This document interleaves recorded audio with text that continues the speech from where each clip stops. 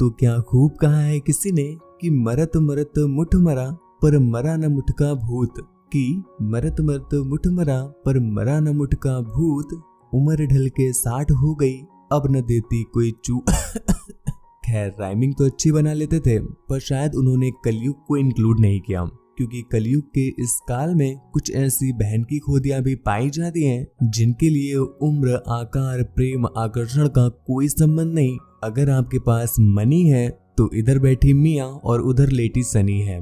आज की हमारी ये मूवी भी कुछ इसी पर आधारित है, जिसका नाम the obscure object of desire है, और इसे आप कैसे देख सकते हैं ये मैं आपको थोड़ा सा आगे बताऊंगा। पर उससे पहले गुरु हमारे चैनल को सब्सक्राइब कर लीजिएगा और हमारे नए वाले चैनल्स को भी जरूर सब्सक्राइब करें। उनका भी लिंक नीचे डिस्क्रिप्शन में दिया हुआ है, क्योंकि हमें आपके प्यार और सपोर्ट की बहुत जरूरत है। तो मूवी स्टार्ट होती है और हम मेलेटो को देख पाते हैं, जो अपने भाई के साथ कुछ बातें कर रहा है।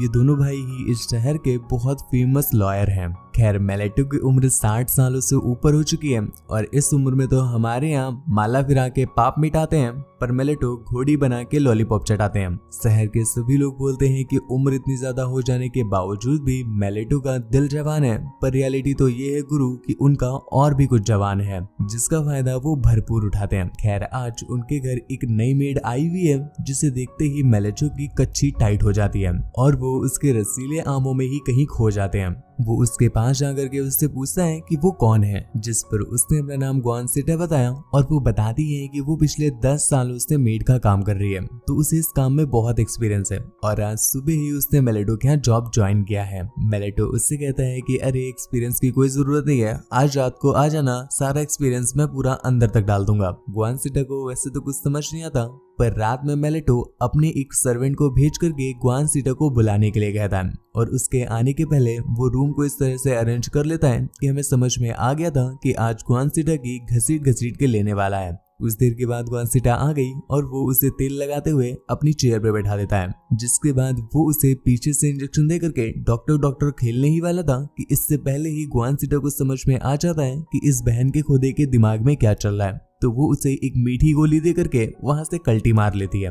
ये देख करके मेलेटो की झांटियां जल जाती हैं, और अब तो वो ग्वानसिटा के हाईवे पर अपनी गाड़ी दौड़ाना ही चाहता है। पर अगले दिन जब वो ब्रेकफास्ट करता है तो उसे जूस मिला। ये देख करके मेलेटो की फायर हो जाती है, तो वो अपने सर्वेंट से बोलता है कि ये जूस किसने रखा, आज तो मुझे तगड़ा दूध मिलने वाला था, वो कहाँ गया। जिस पर उसके सर्वेंट ने बताया कि अभी दूध देने के लिए कोई भी नहीं है, क्योंकि ग्वानसिटा ने भी कल रात को जॉब छोड़ दी थी। ये सुनकर के बेचारे मेलेटो के छोटे मेलेटो का दिल टूट जाता है, क्योंकि वो तो उसको बचाने के सपने देख रहा था और उसने तो उसे ही चूरन दे दिया। खैर ऐसे करते करते 2 महीने बीत जाते हैं, और एक दिन जब मेलेटो कुछ काम के लिए दूसरी सिटी में गया होता है कि तभी एक पार्क में कुछ लड़के उसे लूट लेते हैं। पर अगले ही सीन में उसके सामने ग्वानसिटा आकर बैठी, और हमें पता चलता है कि वो जो लड़के थे वो ग्वानसिटा के फ्रेंड्स थे, और वो लूटे हुए पैसों को मेलेटो को वापस कर देती है, ये बोलकर कि उसके फ्रेंड्स काफी शरारती हैं, इस वजह से उन्होंने शायद आपके पैसे छीन लिए, ये पैसे आप वापस रख लो। मेलेटो ने उससे पूछा कि उस रात वो जॉब छोड़ करके चली गई थी, तो ग्वानसिटा उससे बताती है कि आसपास के सर्वेंट्स ने मुझे बताया था कि आप तो बिना तेल लगाए ही ले लेते हैं, और सच बताऊं तो मुझे इस तरह से नहीं फड़वानी थी, इस वजह से मैंने टाइम रहते ही कल्टी मार ली। पर शायद आज उससे मिलने के बाद मेलेटो के अंदर उसकी लेने की इच्छा दोबारा जाग उठी है, तो वो उससे कहता है कि अरे पुरानी बातों को भूल जाओ, ये रखो पैसे और मेरा पकड़ के झूल जाओ। ग्वानसिटा ने पूछा क्या, तो वो कहता है अरे मैं मजाक कर रहा हूँ, मैं कह रहा हूँ ये पैसे तुम्हारे ही हैं, अब तुम इन्हें अपने पास रख लो। हालांकि ग्वानसिटा पहले तो उससे मना करती है, पर वो पैसे इतने ज्यादा थे कि वो भी ज्यादा देर मना नहीं कर पाती और उन पैसों को रख लेती है। पर जाते जाते वो मेलेटो को अपने घर का एड्रेस दे जाती है। अब मेलेटो तो है ये प्यासा मानुस, उस रात तो किसी तरह से मिट्टी चला करके वो बैठ गया, पर अगले दिन उसे लेनी ही थी, इसलिए वो सीधा ग्वानसिटा के एड्रेस पर पहुंच जाता है। अब वो तो पूरी तैयारी के साथ तेल लेकर पहुंचा था, पर गेट ग्वानसिटा की मॉम खोलती है, तो उसे पता चला कि ग्वानसिटा अपनी मॉम के साथ रहती है। इस वजह से वो ले तो नहीं पाता, पर पेलने जरूर लगता है, बातें बेलने लगता है। इस बीच ग्वानसिटा उसके साथ एक बार फिर से अपना ठंडी रोना रोने लग जाती है, जिस पर मेलेटो उसे कुछ और पैसे दे देता है और अब तक ग्वानसीटा को समझ में आ गया है कि मेलेटो उसके ब्लैक होल की ग्रेविटी की तरफ अट्रैक्ट हो रहा है और उसे किस तरह से अपने ब्लैक होल में लेना है और कैसे उसकी काटनी है, इसके लिए वो सारा प्लान बनाने लग जाती है। अगले दिन मेलेटो जब उसकी काली चाटने के लिए उसके घर पर पहुंचा तो आज तो ग्वानसीटा अकेली ही थी और वो जानबूझ करके अपने कपड़े वगैरह हटा करके उससे लिबिर लिबिर करने लग जाती है। मेलेटो उसके लिए एक गिफ्ट लेकर आया था जो वो उसे देता है। इसके बाद ग्वानसीटा उसकी गोद में आकर बैठ गई। अब हालांकि वो तो उसे अपनी गोद में बैठाकर झूला झुलाना चाहता था, पर अभी ग्वानसीटा उसके पॉकेट के रॉकेट में नहीं बैठेगी जब तक उसका पॉकेट पूरा ढीला नहीं कर देती। लेकिन प्यासा मेलेटो रुक कहाँ रहा था, वो तो सीधा उसकी झील में उतरने लगता है। ग्वानसीटा यहाँ तक भी उसे कुछ नहीं कहती, पर अगले ही पल मेलेटो ने उसे घोड़ी बना दिया और पीछे से उसके साथ टिक टिक घोड़ी खेलने वाला था। पर ग्वानसीटा उससे खुद से अलग कर देती है और उससे कहती है कि मुझे पता था तुम मेरी लेने के लिए ही यहाँ पर आए हो और इतनी केयरिंग वेयरिंग सिर्फ तुम मेरी लेने के लिए ही करते हो। अब ये बात तो दोनों ही जानते हैं, पर फिर भी ज्ञान गोली देने के लिए वो कहते हैं नहीं नहीं बाबू, मैं तो बस तुम्हारी काली को चमकाकर गुलाबी करने की कोशिश कर रहा था। ग्वानसीटा उससे कहती है कि देखो बाबू, अगर सच में तुम्हें मेरी लेनी हो तो तुम्हें पहले ये प्रूफ करना पड़ेगा कि तुम मुझसे प्यार करते हो। कहीं ऐसा ना हो कि तुम बस गुजिया चटका करके निकल लो। अब तुम डेस्परेशन देख रहे हो गुरु, मेलेटो जैसा इंसान रशियन भी अगर चूज करता है तो वो 8,000 वाली नहीं, वो 20,000 वाली चूज करता है। लेकिन फिर भी पता नहीं उसे काली चाटने का कौन सा नशा सवार हो गया है कि स्टिल वो तेल लगाना चाहता है। जिसके बाद अगले दिन वो ग्वानसीटा की मॉम को रास्ते से पिक करता है और उन्हें अपने साथ अपने ऑफिस ले गया। यहाँ लगकर वो उनकी मॉम को पैसों से भरा हुआ एक पैकेट देता है और उनसे कहता है कि बस आप दल्ली बन जाओ और अपनी बेटी को मेरे पास भेज दो पेलम ठुकाई के लिए। अब तुम्हें लग रहा होगा कि इसके बाद तो उसकी मॉम ने उसको धर कर आया होगा और वहीं पर पेल पाल के रामपाल बना दिया होगा। तो let me make you clear कि उसकी मॉम ने ऐसा घंटा नहीं किया था, वो तो कसम से दल्ली ही निकली। वो उसकी इस बात पर हाँ बोल देती है, पर वो एक बार पूछती जरूर है क्या आप मेरी बेटी से शादी करना चाहते हैं। पर इस बात के लिए मेलेटो साफ साफ मना कर देता है।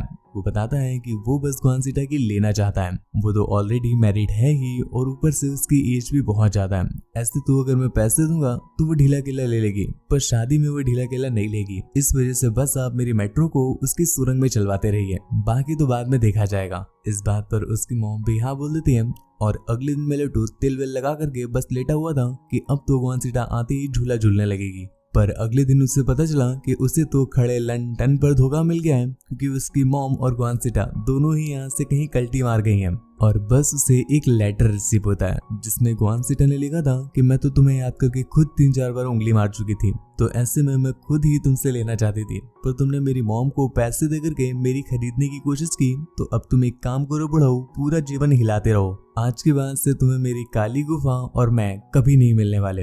ये लेटर पढ़ के बुढ़ाऊ सीधा ग्वानसीटा के घर पर पहुंचे, पर वहां पहुंच करके उनको पता चला कि उनके साथ तो स्कैम हो गया, क्योंकि वो माँ बेटी दोनों ही यहाँ से कट चुकी थी। खैर ऐसे करते करते कुछ दिन और बीत जाते हैं और एक दिन एक बार फिर से मेलेटो को ग्वानसीटा एक रेस्टोरेंट में मिल जाती है, जहाँ पर उसने पूछा कि ग्वानसीटा तुम उस दिन मुझे छोड़कर क्यों चली गई थी, तुम्हें नहीं पता तुम्हारे जाने के बाद मैंने कितनी मुठिया पी ली हैं और मैंने तो तुम्हें सारे पैसे भी दिए थे, तो भी तुमने मुझे खड़े लंदन पर धोखा दे दिया। जिस पर ग्वानसीटा उससे बताती है कि आपने कैश मेरी मॉम को क्यों दिया, मैं तो कहीं न कहीं आपको पसंद ही करने लगी थी और मैं खुद ही पलटकर झुकने वाली थी, पर जब मुझे पता चला कि आपने मेरी काली का पर स्क्वायर फीट के हिसाब से पूरा हिसाब कर दिया है तो मेरी फायर हो गई और मैंने कहा अब तो आपको मुठिया मारने के लिए छोड़कर मैं खुद यहाँ से भाग जाऊंगी।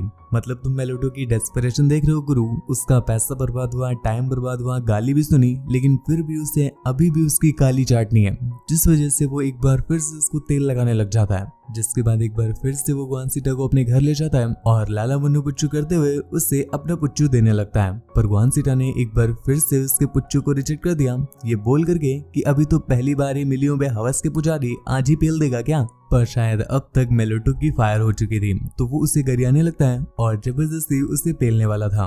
पर आधी रात में बुढ़ऊ को ताली के बजने की आवाज सुनाई दी, तो उन्हें समझ नहीं आता कि घर में ताली कौन बजा रहा है। तभी उन्हें ये आवाज ग्वानसीटा के रूम से आती है और जब वो चेक करने के लिए गए तो पता चला ताली नहीं बज रही है बल्कि ग्वानसीटा बज रही है और कोई लड़का उससे बजा रहा है। दरवाजा खोलने पर पता चला कि ये तो ग्वानसीटा का बाबू है, जिससे ग्वानसीटा खुशी खुशी दे रही थी और अभी जब मेलेटो ने उसे पैसे देकर मांगा तो उसे नहीं दे रही थी, जिस पर मेलेटो को आया क्रोध और वो उससे कहता है घर से बाहर निकल चादर मोद। इस बार मेलेटो की कुछ ज्यादा ही फायर हो गई थी, तो वो अपने भाई से रिक्वेस्ट करता है कि इन दोनों माँ बेटी को इस शहर से ही भगा दो। उसका भाई भी एक बहुत फेमस लॉयर था, तो वो सोर्स वगैरह लगा करके उन दोनों को ही पेरिस से बाहर भिजवा देता है। ऐसे करते करते 1 साल बीत गए और एक दिन मेलेटो जब दूसरे देश की गुजिया टेस्ट करने के लिए अपने सर्वेंट के साथ वहां पर जाता है कि तभी एक रेस्टोरेंट में एक बार फिर से उसे क्वानसिटा और उसकी मॉम मिल जाती है। हालांकि इन दोनों को तो पता नहीं था कि मेलेटो ने ही उनको लात मार के उस सिटी से बाहर भगवाया था, तो वो उससे प्रॉपर बातें वगैरह करती हैं। पर इस बीच क्वानसिटा बहुत आगे निकल चुकी थी। उसे पता था कि बुढ़ो उसकी लेकर ही मानेगा, क्योंकि उसे याद कर करके वो इतना पतला जो हो रखा था, तो वो उसकी तरह तरह से लेने लगती है, मौज लेने लगती है। वो कभी उसे अपने पीछे घुमाती, वो कभी उसे नचाती, कभी कभी तो वो अपने पैर ही उसे चुमवा और चटवा लेती थी। तुम्हें लग रहा होगा कि मेलेटो जैसा 20,000 की रशियन खरीदने वाला इंसान उसके आगे क्या ही करता होगा, पर गुरु ये काली का आकर्षण ही कुछ ऐसा है। इंसान ऐसा सम्मोहित हो जाता है कि लोभ लज्जा तो सब त्याग ही देता है। और भाई साहब ऐसा ही कुछ मेलेटो के साथ भी है। काली चाटने के चक्कर में वो इस तरह पागल हो गए हैं कि वो उसके लिए सब कुछ कर रहे हैं। दूसरी तरफ क्वानसिटा को इसमें और भी ज्यादा मजा आने लगा था, तो अब तो वो बुढ़ऊ की और लेना चाहती है। इसलिए वो एक दिन उसे बुलाती है, पर घर के अंदर नहीं लाती और घर के बाहर ही खड़ा रख करके अपने बाबू के साथ बजवाने लगती है। ये सब कुछ वो जानबूझ करके मेलेटो को दिखाने के लिए कर रही थी। ये देखकर तो मेलेटो की तो झांटियां जल गईं। अगले दिन क्वानसिटा उसके साथ बाबू लाला मुन्नू पुच्चू करने के लिए उसके घर जाती है, पर इस बार तो मेलेटो की जैसे फायर ही हो रखी थी, क्योंकि अभी तक वो बजाने के सपने देख रहा था, पर उसने कभी नहीं सोचा था कि क्वानसिटा उसे बजवाते हुए दिखाएगी। लेकिन क्वानसिटा तो है ही एक नंबर की बेशरम, वो उसे तेल लगाने के लिए उसके आगे पीछे भागने लगती है। खैर मेलेटो अब इस कंट्री को छोड़कर वापस जा रहा है, पर क्वानसिटा उसका पीछा नहीं छोड़ती और वो ट्रेन में भी चली आती है। पर गुस्से में मेलेटो उसके ऊपर पानी डाल देता है, पर स्टिल क्वानसिटा उसका पीछा नहीं छोड़ती, जैसे मानो इस बार तो वो उसे दूध पिलाकर ही मानेगी। जिसके बाद जब ट्रेन चलना स्टार्ट हुई तो वो मेलेटो के ऊपर पानी फेंक देती है। इससे इन दोनों के गिले शिकवे दूर हो गए और ये दोनों ही फ्रेंडशिप कर लेते हैं। मूवी के एंडिंग में हम देख पा रहे हैं कि अगली कंट्री में ये दोनों साथ में घूमने के लिए जाते हैं। अब बेचारा मेलेटो तो यही उम्मीद लगाए है कि सिटी में वो क्वानसिटा को घुमा देगा और क्वानसिटा उसे अपनी गहरी गुफा में घुमा देगी। खैर उनकी इसी उम्मीद के साथ ये वीडियो यहीं पर एंड हो जाती है। तो गुरु तुम्हें मूवी कैसी लगी नीचे कमेंट करके जरूर बताना। ऐसी ही और भी ज्यादा इंटरेस्टिंग मूवीज के लिए चैनल को सब्सक्राइब कर लीजिएगा। बैकग्राउंड में जो नॉइस आ रहा है उसके लिए आप हमें क्षमा कर दें। एडिटिंग के दौरान इसे हटाने की हम बहुत कोशिश करेंगे, परंतु यदि रह जाता है तो उसके लिए हम दिल से आपसे माफी मांगते हैं, क्योंकि आज मेरी साइड कुछ ज्यादा ही शादियां हैं, लगातार 3-4 घर में शादियां हैं, इस वजह से काफी शोर आ रहा है। तो उसके लिए आप हमें क्षमा कर दीजिएगा। इस बात का बदला ऐसे मत निकालिएगा कि आप सब्सक्राइब ना करें। प्लीज सब्सक्राइब कर लीजिएगा। शादी आज है, कल से आपको प्रॉपर वीडियोस मिलने लगेंगी, तो प्लीज सब्सक्राइब